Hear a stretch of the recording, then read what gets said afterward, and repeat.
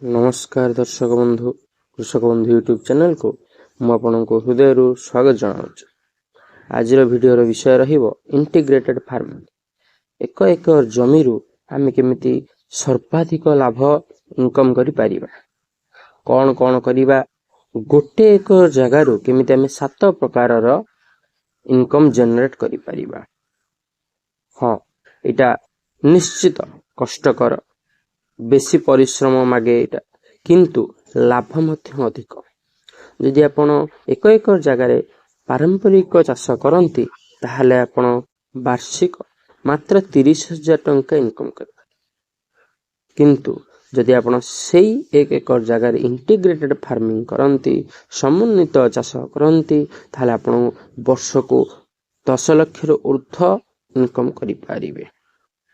एबे आपण जानिबा समन्वय कृषि प्रणाली कौन। समन्वय कृषि प्रणाली माने जेउठारे गोटे चाषरु आउ गोटे चाष सहज भावे होई जाए, माने गोटे चाषर वर्ज्य वस्तु आउ गोटे चाष पई उपयोगी होई जाए, ताकू कहंती समन्वय कृषि प्रणाली।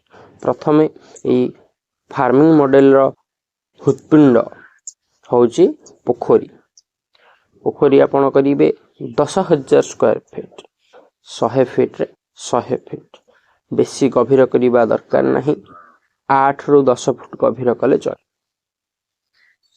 8 रु 10 फुट बेसी गभीर कले प्रथमे पानी पई असुविधा, बेसी गभीर आपण करिवे नहीं। केवल 8 रु 10 फुट गभीर करिवे, ता ऊपर पानी आपण छाड़िवे। सेथिरे आपण रोही, मिरगाली इत्यादि माछ चाष करि पारिबे। पोखरी हृत्पिंड कहीं ना आपण जो परिबा लगेबे, जो फल गछ लगेबे, ताकू पानी दरकार, सेई पोखरी रु आपण पानी देई परिबे तांको। दुई रे कोन ना आपण जो बतक रखिबे, बतक को भी पानी दरकार, से बतक भी पानी हेतरे सेई पोखरी ए फार्म रो हृत्पिंड कहले चले। पोखरी निश्चित एथरे दरकार। पोखरी रु माछ बिक्री करी आपण वार्षिक निश्चित भल इनकम करि पारिबे। तापर हम देखिबा डक शेड। डक शेड बतक पालन। सेई पोखरी पाखरे आपण 700 स्क्वायर फीट, माने 700 रु 800 स्क्वायर फीट, माने पाखापाखि 50 फुट रे 15 फुट, 50 फुट लंबा 15 फुट चौड़ा, सेतिकी 7 स्क्वायर फीट रे प्राय 500 रु 600 बतक आराम से धरिवे, किछि असुविधा नहीं। 500 रु 600 बतक आपनको एक्स्ट्रा किछि खाद्य दरकार नहीं। मु कहिबी आपनकर फार्म स्टेज रु ही से बढ़िबे, बतक फार्म स्टेज रु बढ़िबे, हल्का फुल्का आपण किछि दाना देई पारंती। 500 बतक जदी 300 बतक भी सब दिन अंडा देले, गोटे अंडार दाम 10 टंका, 300 अंडार दाम 3000 टंका। डक आपनकर सब दिन रो इनकम देई परिबा। आपण एक रे आपण मांस बिक्री करि परिबे, 2 रे तार अंडा मध्ये बिक्री परिबे, 3 रे तार चिक्स मध्ये बिक्री करि परिबे। आपण जे हाचरी लगेई चिक्स मध्ये बिक्री करि परिबे। तापर हमर आसीबो पोल्ट्री शेड। पोल्ट्री शेड एथिरे बहुत गुरुत्वपूर्ण, काहे कि ना तार जो मळ रहिबो पोल्ट्री रो, ताकू आपण पोखरी रे देई माछ चाष करि परिबे। इटा पोखरी माने पोल्ट्री जोटा मळ वेस्टेज, सेटा पोखरी रे हे तार खाद्य, आकू कहते समन्वय कृषि प्रणाली। आपण 2000 स्क्वायर फीट करिवे, 20 फुट रे 100 फुट करि परिबे, 25 फुट रे 80 फुट करि परिबे। 1000 रु 1500 कुकुड़ा सेतरे रहिबे। 1500 कुकुड़ा जदि 1000 टी कुकुड़ा मध्य प्रतिदिन अंडा दियंती, ताहले आपनकर इनकम हबो 10,000 टंका प्रतिदिन अंडारू। तापर 3-4 मास पर आपण जो कुकुड़ा बिक्री करी मध्य सेथुरु भल इनकम करि पारिबे। तापर हमर आसीबो काउ शेड।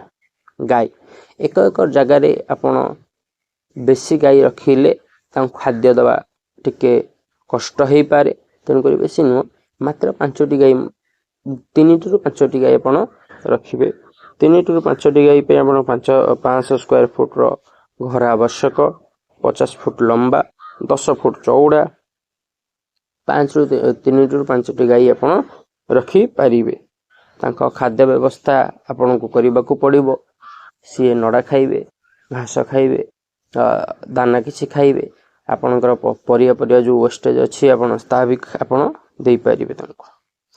काउ शेड रु जो गोबर बाहरिबो ताको आपण भर्मी कंपोस्ट रे मध्य यूज करि परिबे। भर्मी कंपोस्ट 10टा बेड आपण पकई परिबे। गोटे बेड रो जो साइज अछि 5 फुट रे 10 फुट अछि, माने 50 फुट 50 स्क्वायर फुट गोटे जगार गोटे भर्मी कंपोस्ट बेड रो साइज। ताहले आपण 10 टी बेड जदि करिवे ताहले 500 स्क्वायर फुट किंबा 500 रु 600 स्क्वायर फुट सेठी खर्च हेबो। तापर हमें देखिबा ये गला हमर माछ चाष, डॉग शेड, पोल्ट्री शेड आउ गाई पालन। ये गला हमर कोन ना पशु पालन रे ये गला। तापर हम देखिबा फल चाष। फल रे आपण लेंबू, आंबो, काजू ये सब लगे परिबे। मोठ नेइची लेंबू। लेंबू आपण 10,000 स्क्वायर फीट रे लगेबे।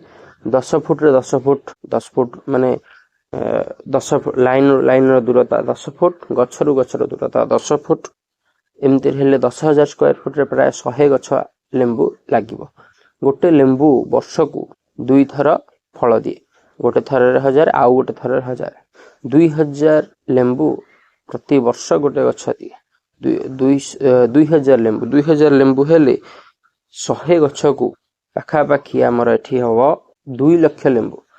2 लाख लेंबू हेले आपण लेंबू जदि गोटे टंका भी आपण नेबे ताले आपण 2 लाख टंका गोटे लेंबू फार्म रो पाइबे। किछि सेमती लेंबू गोटे भलो फसल, लाभकारी फसल।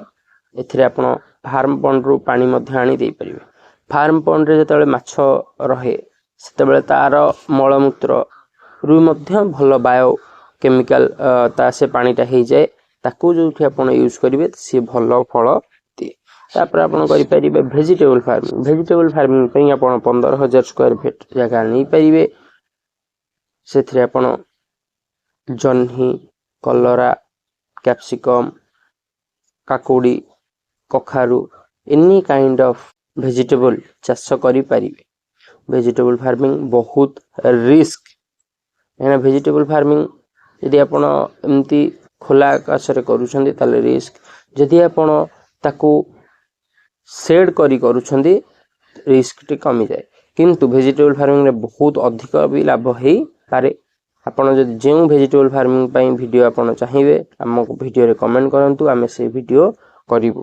तापर हमर आसीबो ये गला मोस्ट पार्ट ये पळेला। ता ये 6टा पार्ट पळेला। तापर हम पाइबा कोन ना हनी बी। हनी बी गोटे सामान्य कृषि प्रणाली निहाय दरकार। काहेकि ना एते जिंस कला बेले महुमाछी निश्चित दरकार। काहेकि ना पॉलिनेशन पई महुमाछी निश्चित दरकार।